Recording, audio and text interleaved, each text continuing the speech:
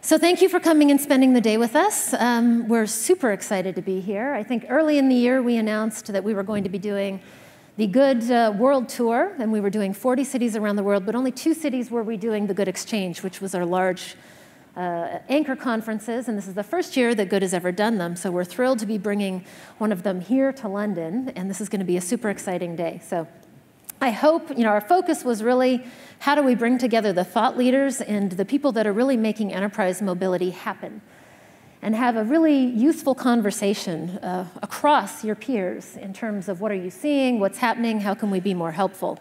So hopefully that's what you'll get out of the day today. Phil shared with you a little video that shows kind of what's happening out there in the world. And I think that this is a pretty common conversation. Increasingly, the conversation is happening not amongst the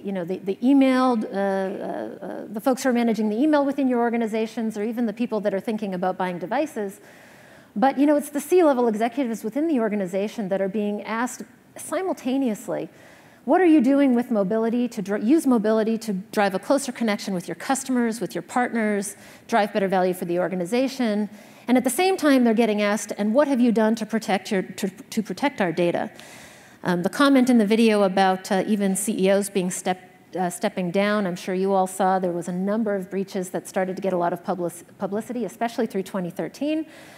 And what becomes increasingly apparent is that it's not the technology organization that necessarily gets held accountable. It's the entire company. The entire company is being asked to respond to what did you do to protect your patient data, your financial data, your user data. And so this is a very difficult position for a lot of our customers who are the man in the middle, right? They're the ones balancing, delivering the value to the organization, and yet taking advantage of this massive opportunity and keeping the company's primary assets safe. It's a huge problem. I think depending on who you talk to, it is a multi-billion-dollar problem, even just within employee-facing applications. And yet, I'm shocked when I ask customers or companies, what are you doing to protect your data on mobile devices? How many of them say, no, we're good. And I don't mean good as in we're good, the red good. I mean, no, I'm sure we turned on ActiveSync. We let people just synchronize their email. I'm sure that's going to be just fine. We showed in the video, and there's many videos up on our website that will show you that ActiveSync on its own, or even ActiveSync plus MDM, does very little to actually protect the data. That the problem is so much more than putting a password on your email. It has to do with how do you enable users to actually do workflow, actually get their jobs done across a suite of applications without exposing your company or that individual to any risk. The second, I think, most popular response that we get is, no, I've got it under control. As people are turning on these devices, I'm enforcing strong password control through MDM. In our mind, the challenge with solving this as a device problem is that it's just far too black or white, right? When you address the problem at a device level, you essentially have to affect the entire user experience. I'm either going to let you turn on the cloud or not let you turn on the cloud, and that's going to apply to everything. If you look at how users work today, that's just not going to fit. Users are so incredibly smart. What's driving this consumerization of IT is that the users will, in fact, find a way to get the data to do what it is that they want to do. If you've turned off printing, they will find a way to print. They will forward it to their Gmail account on a different device, and they will print it from there, or they will share it from there, or they'll put it in Dropbox from there. So it can't be turning off the entire device. I was reading an article last week where a customer said, a company said, we looked at the problem and we ended up deploying one of the popular MDM solutions, and so we think we've got it all covered. We haven't yet figured out how to turn off iCloud, but we're working on that and we'll figure that out soon. And that's because it is that black or white thing. The devices that are being created today, the things that make us as consumers excited about them really are the fact that the second I take a picture, that picture ends up on every device. Right? I touch a piece of music and it shows up on every surface I'm ever going to want to listen to music. It's the value that we're expecting from these connected experiences. If you're the CIO putting data onto those devices, that's the last thing you want, right? The last thing you want is open a document on that device and it instantly, goes to 15,000 different repositories. How do you protect that? That's kind of our worst nightmare. I think another big part of the conversation increasingly is virtualization. And actually, I tend to be a big believer in virtualization. I think there's a strong argument that says, if you don't ever have the data on the device, then the data can never actually become compromised to a certain extent. While you're still interacting with it, there's probably still some things you need to think about. The challenge is going to be, though, virtualization requires that you are sitting connected to the network. So if I'm thinking about how do I deliver a solution to, for example, a call center, this is going to be a fantastic opportunity. I know the form factor. I know the connectivity with the cable coming in the back. This is going to work brilliantly. If I'm talking about a sales rep or a shop floor worker who's going to be in and out of applications constantly, or anyone who travels who's going to be in and out of data zones or on airplanes, this user experience is very quickly going to short out. What becomes clear is that for all of the things that users want to do on mobile devices, there isn't going to be one answer. What's going to be required is flexibility. It's our belief that you really have to solve the data problem at the data level. You really have to start by thinking, where is my data going to go?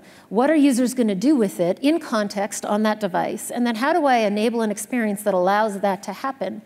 And oh, by the way, how do I ensure that that's going to be manageable and secured, and that I can set policy around it, and all of the other important things that we do. But the conversation starts with the data. If I can assume that I can give you an application or a set of data, allow you to conduct transactions with it or work with it, and that when you and I are no longer going to work together, I can pull that back, that just opens a world of opportunities for me. Right? If I can eliminate the conversation about who's going to buy the device, what kind of device you have to use, what kind of configuration, then this just opens up an entire world of possibility. We think every conversation has to start with security. You can get a million things right, but if you get that thing wrong, that's kind of the underpinning. And there's never a moment where you say, check mark, we're done, we're secure, we're good. It's a constant journey, at least for us. But we go the extra mile to make sure that not only are we making the investment in securing our data, but that we're constantly testing it. We're constantly putting it out to third-party individuals or organizations like the Common Criteria and getting it certified and saying, we think we've done our job, but you tell us. That's why we've been able to get things like Common Criteria Level 4. And we're the only solution that's been able to get Common Criteria Level 4 across platforms.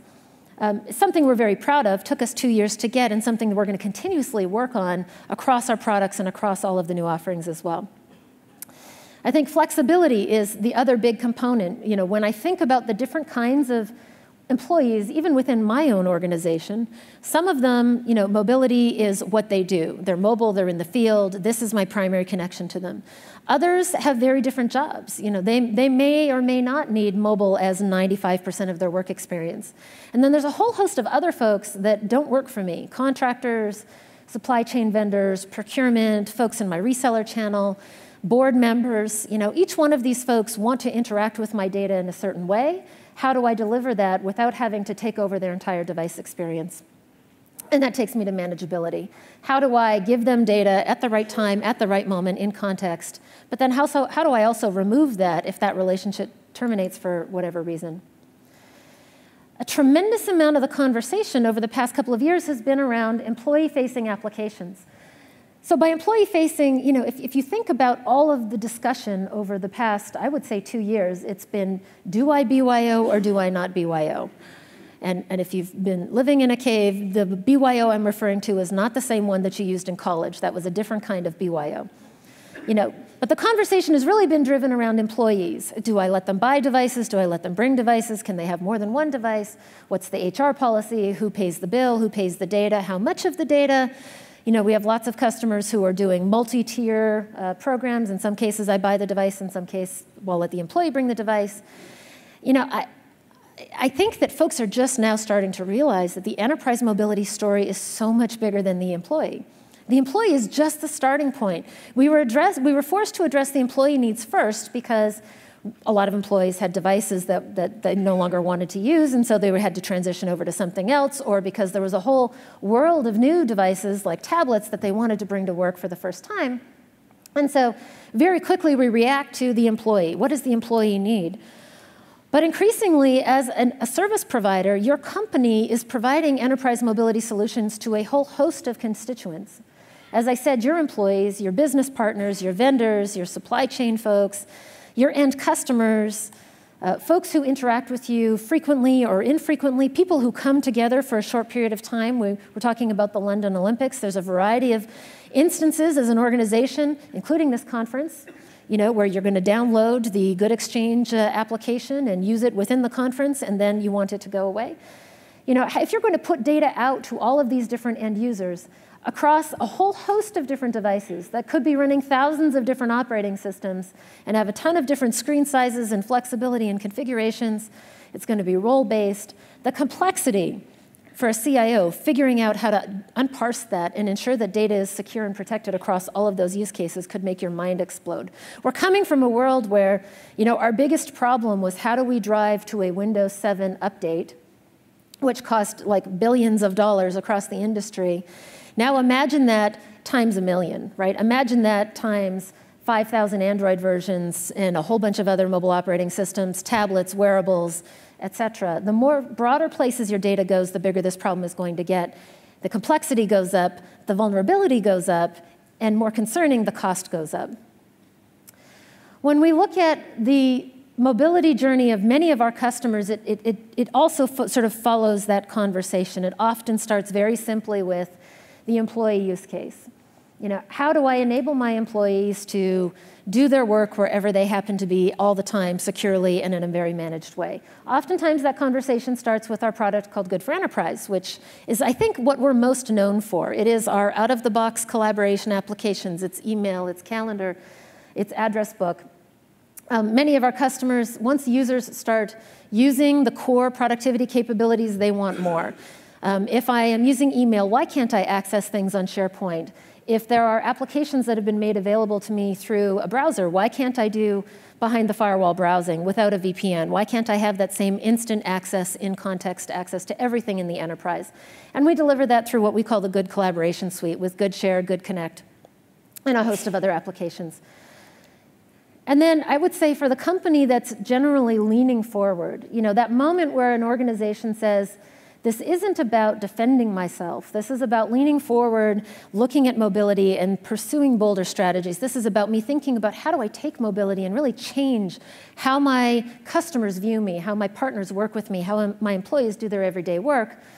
We have the Good Secure Mobility solution, which includes Good Dynamics. So this is the same platform that we write our applications on, that we make available to the ecosystem. You'll hear from a number of companies today that have also used Good Dynamics to enable their applications to participate in the Good ecosystem.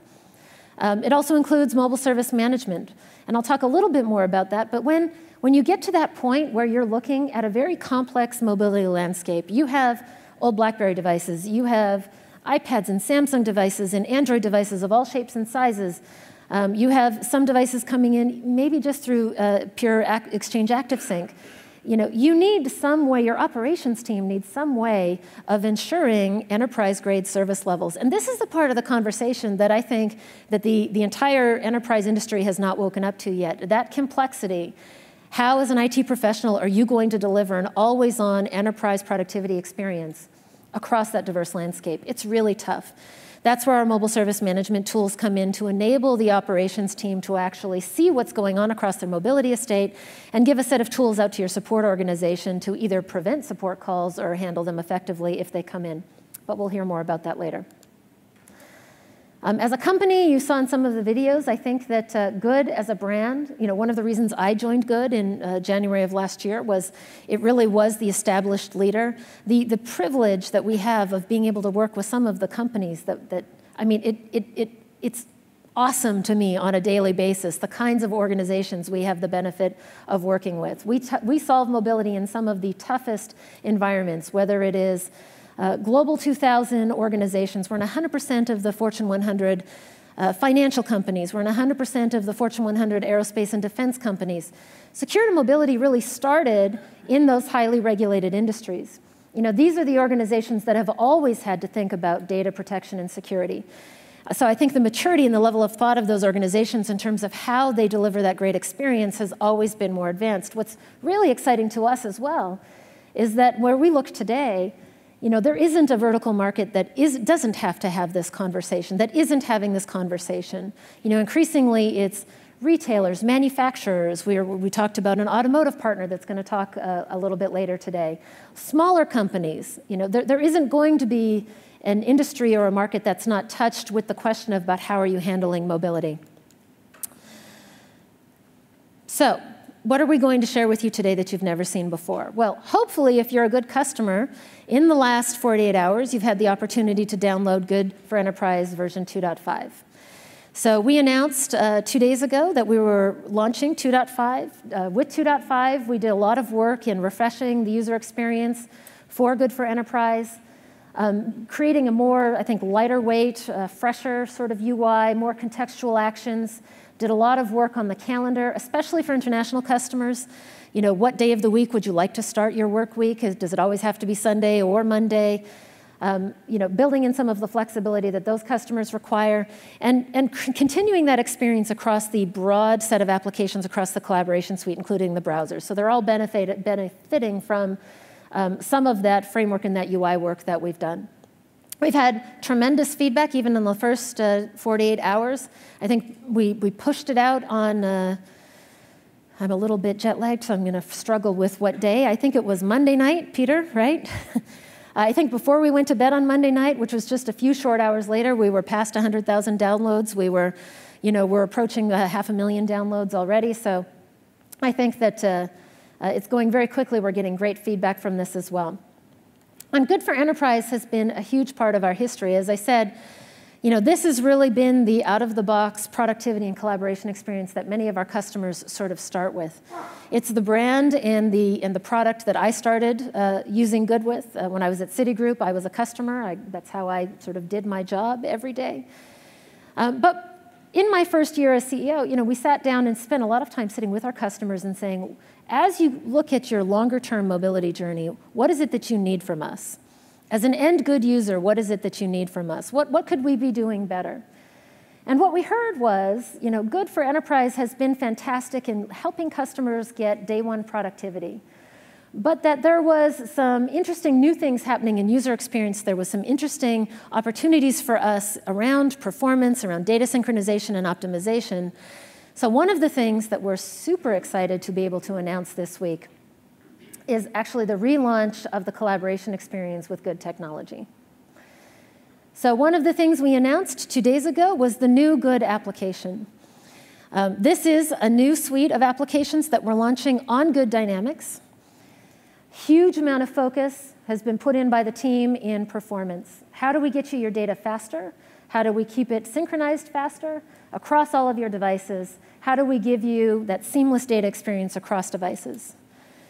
The user experience, right? So much has happened. And while we always focus on giving you more enterprise capabilities than any native client, the things that you expect in your Outlook or your Lotus Notes applications, it's our expectation that we'll deliver those on your mobile devices as well. But how do we do it in a fresher, more social way, in a way that makes it easier for our users to be productive, to move across enterprise applications, and to be more productive in their daily lives? And then built on Good Dynamics. So if you haven't used Good Dynamics, the benefit of Good Dynamics for us is multifold, right? It's a brand new architecture. I would say not completely new. We've had this out for just over a year. All of our other applications have been running on Good Dynamics, has tremendous scalability capabilities, has great data configuration capabilities. So for a lot of our customers, especially our international customers, really putting the control of where the data goes in your hands, right? If you want the data to go through the NOC, if you don't want the data to go through the NOC, if you want the data to be configured to go through certain countries, you can set up the proxy configuration however you actually want it. So there's a tremendous amount of flexibility within the platform, and we wanted to make sure that our core applications were able to take advantage of all of those capabilities as well.